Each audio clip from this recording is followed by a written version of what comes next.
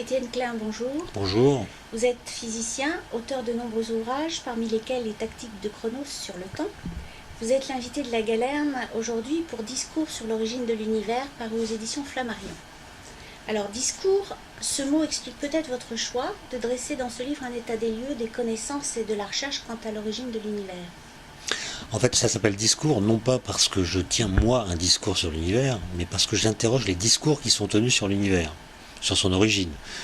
Que ces discours émanent des scientifiques, ou qu'ils émanent des religieux, ou qu'ils sortent des cosmogonies ancestrales qui prétendent raconter l'origine du monde. Et ce que j'essaie de poser comme question, c'est est-ce que nous parlons bien de ce que nous savons à propos de l'origine de l'univers ? On parle de Big Bang, par exemple, qui est une théorie qui a été produite par les physiciens, qui est une théorie que je remets nullement en cause. C'est pas du tout un livre critique à l'égard de la cosmologie. Je ne formule pas de nouvelles hypothèses. Je remarque simplement que nous parlons mal du Big Bang, parce que nous en parlons à partir de références qui datent des années 50, alors que depuis, la cosmologie a progressé et nous invite à considérer que le Big Bang n'est pas la création de l'univers à partir de rien, mais une étape dans l'histoire de l'univers qui a été précédée par un univers d'une autre forme, qui vivait lui-même une autre transition. Et ce qu'on appelle le Big Bang, c'est pas l'instant zéro auquel on l'associe trop souvent, mais un passage entre une certaine forme de l'univers qui a précédé le nôtre, et puis l'univers actuel dans lequel nous sommes. Alors à propos du Big Bang, vous expliquez donc qu'il est un peu dépassé parce que la physique quantique a ouvert des perspectives nouvelles. Votre tout dernier livre s'appelle d'ailleurs Le Small Bang des nanotechnologies. Donc est-ce que finalement c'est l'infiniment petit qui permettrait de mieux comprendre l'infiniment grand ? En fait, ces deux livres n'ont rien à voir l'un avec l'autre. Et d'ailleurs, le fait que le deuxième s'appelle Small Bang crée une confusion. Voilà. En fait, Small Bang, c'est une expression qui a été proposée par une ONG canadienne à propos des nanotechnologies, qui sont des technologies qui se développent à partir du fait qu'on peut manipuler les atomes aujourd'hui et faire des édifices matériels qui ont les propriétés qu'on souhaite. Et pour faire cela, on met ensemble plusieurs disciplines scientifiques, la chimie, la physique, la biologie, l'informatique, les sciences de la communication, etc. Et on les fait converger. Et cette convergence technologique ressemble à la convergence des forces qui s'est produite au Big Bang, d'où l'appellation Small Bang, qui serait comme la réplique technologique de la convergence des forces au moment du Big Bang. En fait, c'est deux sujets complètement différents, si vous voulez. Même s'il est vrai que la connaissance des particules élémentaires, notamment de leur comportement lorsqu'elles ont des énergies très élevées, nous renseigne sur l'univers primordial. Donc, la physique de l'infiniment petit, des particules élémentaires et celle de l'univers à grande échelle sont connectées. Puisque quand on fait des collisions de particules, par exemple, au CERN, où je travaille, à Genève, on recrée les conditions physiques de l'univers primordial. C'est-à-dire on recrée des températures très élevées, des densités très élevées, des densités très élevées, qui étaient celles de l'univers dans son âge le plus ancien. Et donc, en regardant le comportement des particules, on comprend comment, il y a très longtemps, l'univers s'est structuré. Alors, mur de Planck, théorie des supercordes, matière noire, sont des notions qui dépassent le commun des mortels, tout comme celle d'infini d'ailleurs. Alors, votre livre est court, à peine 180 pages, qui nous rendent accessibles, souvent avec beaucoup d'humour, des problèmes très ardus.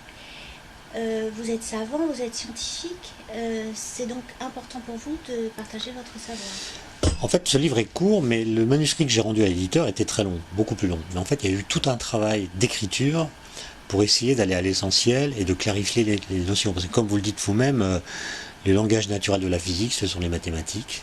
C'est très compliqué, c'est très abstrait. Et le défi, c'est d'essayer de traduire dans des phrases ce que la physique nous apprend de l'univers, dans un langage qui n'est pas le langage de la physique. Donc c'est une sorte d'opération, pas seulement de traduction, parce que la langue naturelle ne contient pas déjà les messages de la science, c'est plutôt un travail sur le langage, une critique du langage qui permet de créer des espaces au sein desquels on va pouvoir dire le message de la science. Donc c'est pas de la simplification, c'est de la clarification qui passe par un travail qui moi me passionne sur les mots, sur les phrases. Il y a des phrases que j'ai travaillées 20 fois, enfin que l'éditeur m'a fait retravailler 20 fois, parce que je veux, c'est une sorte d'idéal qui n'est jamais atteint, mais je veux que la lecture du livre ne crée pas d'ambiguïté, c'est-à-dire qu'il n'y ait pas de double sens, qu'il n'y ait pas des malentendus possibles à la lecture de l'ouvrage. Et donc j'essaie de faire en sorte que ce qui est écrit là ne trahisse pas ce que la science nous dit, ni en retirant des choses, ni en ajoutant des choses, en faisant de la publicité mensongère par exemple, en laissant croire que la science va bientôt dévoiler l'origine de l'univers. Ça, je pense que c'est quand même des exagérations qu'on entend souvent, mais que j'essaie de dénoncer. Vous émaillez votre livre de références et de citations de savants, de philosophes, bon, ça, on s'y attend un petit peu, mais aussi d'écrivains et de poètes, entre autres. Alors j'ai relevé Robert Desnos et même Bob Dylan, que vous citez à plusieurs reprises. L'imagination et la poésie nourriraient-elles la recherche, ou vous nourriraient-elles, vous, pour votre travail? C'est plutôt ça. Moi, je dirais pas que ça nourrit la recherche. Je crois pas que la lecture de poèmes puisse suffire à créer de nouvelles idées, même si, et c'est pour ça que je lis de la poésie, il arrive que, en lisant Desnos ou d'autres, je tombe sur des phrases ou des vers qui rentrent en résonance avec des choses qui viennent de la physique. Et je trouve qu'il y a une espèce de dialectique qui s'établit entre la sécheresse des équations et la poésie des phrases. Et je pense que la poésie des phrases peut aider à transmettre des messages très arides qui viennent de la science. Et puis quand on est physicien, on vit pas comme si le monde était fait d'équations et comme si les êtres humains étaient des paquets de particules. Et donc on a un rapport au monde qui est enrichi par d'autres voies que celles de la physique. Enfin, je parle pour moi, là, je dis pas que c'est vrai pour tous les physiciens, mais j'aurais du mal à vivre ma vie d'homme, disons, sans cette fascination pour la puissance du langage. Non pas que le langage soit capable de dire le monde, toujours, mais il contient une puissance évocatrice qui enrichit notre perception du monde. C'est déjà pas mal. Alors quand on lit votre livre, on se dit que vous avez quand même dû bien vous amuser à l'écrire. Vous avez le goût des mots, vous avez le sens de la formule. Vous citez tout à fait à propos les anagrammes délicieux de Jacques Périssalco.